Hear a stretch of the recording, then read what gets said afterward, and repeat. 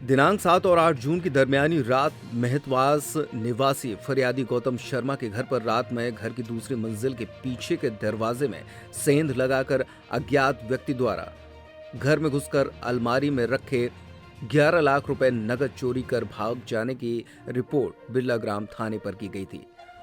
फरियादी की रिपोर्ट पर थाना बिरला ग्राम में अपराध पंजीबद्ध कर विवेचना में लिया गया था। थाना प्रभारी नागदा को उक्त चोरी को ट्रेस करने और आरोपियों की धरपकड़ करने हेतु निर्देश प्राप्त हुए। इस मामले में भौतिक साक्ष्यों का गहन अध्ययन कर और तकनीकी तथा परिस्थितिजन्य साक्ष्य के माध्यम से नागदा पुलिस को बिरला ग्राम में हुई चोरी को ट्रेस करने में सफलता हासिल हुई है। चोरी ट्रेस करने के दौरान सभी लेबर, ठेकेदार और अन्य मजदूरों के कथन और संदिग्धों के कथन लिए गए, जिसमें काफी कॉन्ट्रडिक्शन सामने आया। सभी संदिग्धों के प्रतिदिन किए जाने वाली कार्रवाई पर लगातार 3 महीने तक हर जगह जाने, उठने, बैठने और घूमने पर निगाह रखकर तस्दीक की गई। तस्दीक के उपरांत सबसे पहले ब्लैक मनी को व्हाइट मनी करने वाले रिश्तेदार की हर एंगल पर जांच उपरांत तलब कर पूछताछ करने पर अपने आप को फंसा दे घटना स्वीकार की गई।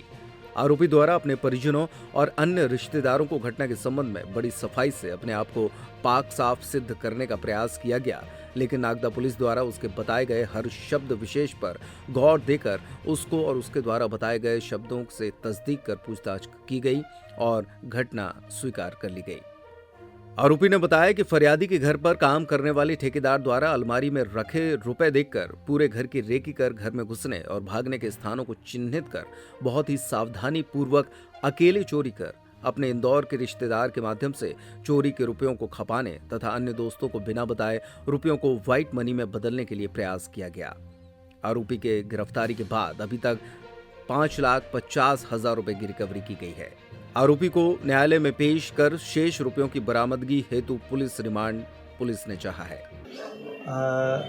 थाना बिरला ग्राम क्षेत्र में 7 और 8 जून की दरमियानी रात गौतम शर्मा के घर में चोरी हुई थी। इस संबंध में उन्होंने रिपोर्ट की थी। बिरला ग्राम में अपराध पंजीबद्ध किया गया था 457-300 FC IPC का अज्ञात आरोपी के विरुद्ध, और वहाँ पे प्रारंभिक विवेचना वहाँ पे की गई और किसी कारणवश वहाँ पे जो भी कारण रहा हो, फिर पुलिस अधीक्षक महोदय श्री सत्येंद्र कुमार शुक्ला साहब ने वो डायरी हमें अग्रिम विवेचना और आरोपी की धरपकड़ करने हेतु अग्रेसित की। यहाँ पे बिरला ग्राम पुलिस की भी मदद ली इसमें, और SP साहब, एडिशनल SP साहब हुदिया साहब का और SDP साहब के मार्गदर्शन में, और इसमें पुलिस महानिरीक्षक महोदय श्री संतोष कुमार साहब के भी मार्गदर्शन निर्देशन प्राप्त हुआ और हर एंगल पे जांच की गई इसमें, और सभी मजदूर, लेबर सबसे पूछताछ की गई। उनसे पूछताछ में कुछ लेबर तो स्पष्ट उनके सही बोलना पाया गया तथा कुछ लेबर को कुछ संदिग्ध टाइप की लगी, कुछ लेबर ठेकेदार भी कुछ संदिग्ध टाइप की लगी। फिर उनकी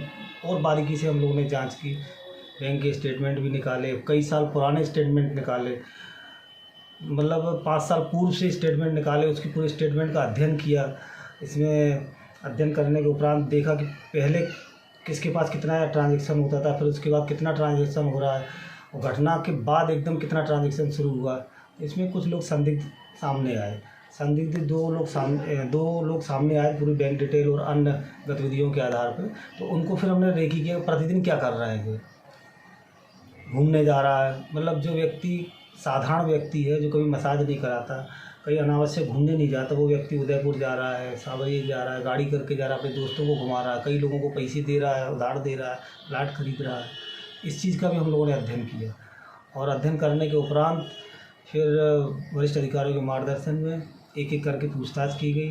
तो उनके पूछताछ करने के बाद फिर उनको रुखसत किया गया। जो उन्होंने बताया उस चीज़ की हम लोगों ने तस्दीक की, तो उसमें कई चीज़ें झूठी पाई गई और हम लोग की इनके ऊपर शंका बढ़ी। फिर उसके बाद इनके जो ठेकेदार था हिनोतिया, इसके रिश्तेदारों से जिसका लिंक जुड़ा हमें, जो रिश्तेदार कभी बात नहीं करता था, सालों में एक आध बार बात कर रहा था। घटना के तत्काल बाद और महीने भर बाद खूब बात होना शुरू हो रही है और लगातार उसी दौरान ट्रांजैक्शन हो रहा है। इस आधार पर इसके रिश्तेदार को इंदौर से लेकर उससे पूछताछ की गई। पूछताछ के दौरान उसने जो भी चीज़ बताई, पूछताछ उसकी तस्दीक की गई, तस्दीक भी वो फर्जी पाई गई। और फिर उसके जब उसने अपने आप को फंसा देखा तो उसने फिर घटना जो उसने उसके साले ने जो चीज़ बताई थी वो चीज़ उसने बताई, और अन्य दोस्तों से भी पूछताछ की गई जिनके भी ट्रांजैक्शन हुए थे, उनके द्वारा भी कुछ ऐसी चीज़ सामने आई जो और शंका जाहिर हुई। पुलिस को भी बुलाया, इससे भी पूछताछ की। तो पहले स्टार्टिंग तो काफ़ी गुमराह करता रहा, इधर घुमाता रहा, सबसे अपना आपको बिल्कुल पाक सिद्ध बताया कि हम बिल्कुल सही है, और लोन लिया, मुत्तू फाइनेंस से लोन लिया, जीजा को कर्ज दिलवाया, वो भी चीज़ फर्जी पाई गई। कई चीज़ें ऐसी थी ट्रांजेक्शन से संबंधित, एक ही दिन में लगातार एक खाते से दूसरे खाते में ट्रांसफ़र, दूसरे खाते तीसरे में ट्रांसफ़र के वो तत्काल निकाल लेना, चीज़ें कुछ हजम योग्य नहीं थी।